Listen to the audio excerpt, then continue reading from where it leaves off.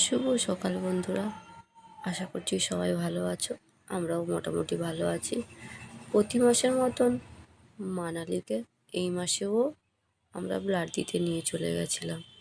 সকাল সকাল উঠে পড়েছিলাম, যেহেতু ব্লাডের ওখানে খুব ভিড় হয়।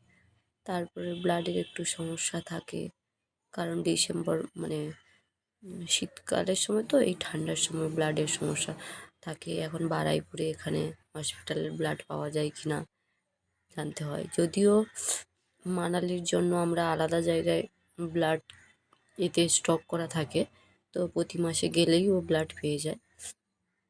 তো এখানে থাকলে আর ওখানে যেতে হয় না। তো ওর বাবা এক করে মানে আর এখান থেকে আর ব্লাডই নেয় না বারাইপুর থেকে।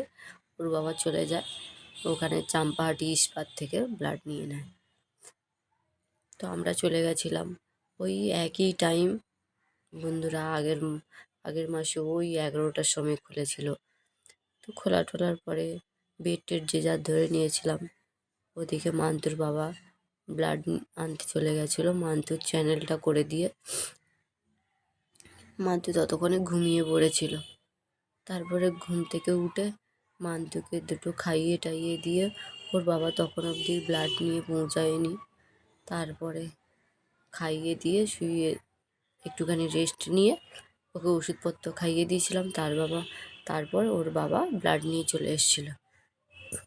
ওকে ব্লাড ফ্লাড দিয়ে আমরা বাড়ি যাওয়ার জন্য রেডি হচ্ছিলাম। রেডি হয়ে ওকে জ্যাকেট ফ্যাকেট পরিয়ে দিয়েছি। ওর বাবাও বলছে চলো এবারে। ও খালি বলছে মেলায় যাবো। আর বন্ধুরা, ওর যে ওই হাতের চ্যানেলটা কিছুতেই খুলবে না। ও নাকি বাড়ি এসে ওর পিসিমশাইকে সবাইকে দেখাবে। আমরা আবার লাস্টে কী করলাম, চ্যানেলটা খুলে দিয়ে একটু তুলো দিয়ে টেপটা লাগিয়ে দিয়েছিলাম,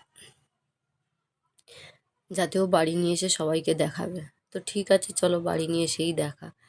তো এইভাবে আমরা আস্তে আস্তে ওই দেখতে পাচ্ছ অনেকের ব্লাড এখনও শেষ হয়নি, যে যার দেরি করে যে যেমনি এসছে সেইভাবে ব্লাড। মান্তু ওর সিস্টারকে টাটা করার জন্য দাঁড়িয়ে আছে। তার মান্টু টাটা করে বেরিয়ে পড়েছে। আজকের ব্লগটা এই অবধি বন্ধুরা।